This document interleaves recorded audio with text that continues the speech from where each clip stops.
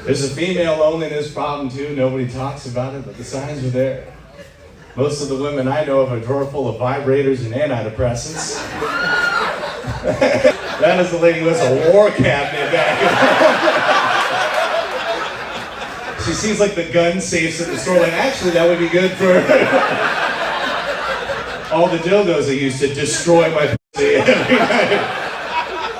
Probably has when you have to start like a lawnmower. It's got settings on it like a blender, pulse, liquefy, crush. First night I was over at this lady's house, I saw there was a vibrator charging on the nightstand, and I didn't care. And then I went over another night, and there was a different vibrator, also charging, and I thought, all right. And then I went over a third night, completely different vibrator, also charging. I had to ask, what's the battery life on these things? Why are we just blowing through vibrators like this? 3 in 3 days, what the hell's going on here? And she said, oh, I hope you're not intimidated. And I said, look, I'm not intimidated. Like every guy that sees their girlfriend's vibrator, we look at it the same way a female athlete looks at a trans woman. Like, I know I'm not gonna win.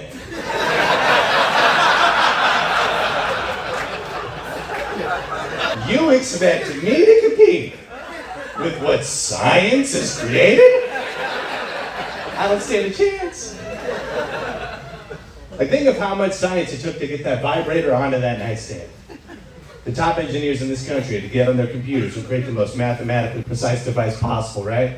Then we had to gather those raw materials. We had to get those semiconductor chips from Taiwan. We had to mine lithium out of Afghanistan, refine that into batteries, ship that over international trade waters to China, where that's assembled with slave labor, and then ship that back to the United States, where some poor Amazon employee who's dying of heat stroke is pissing into a water bottle with one hand and pulling a vibrator out of the box with the other.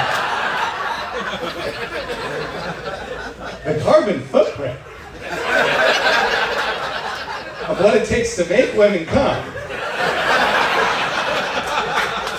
It's killing life in the ocean.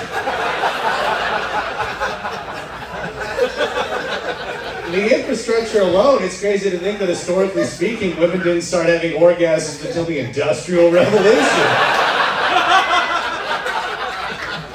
Our kids are going to come up to us and be like, what happened to the Great Barrier Reef? And we're going to have to say, ask your mother.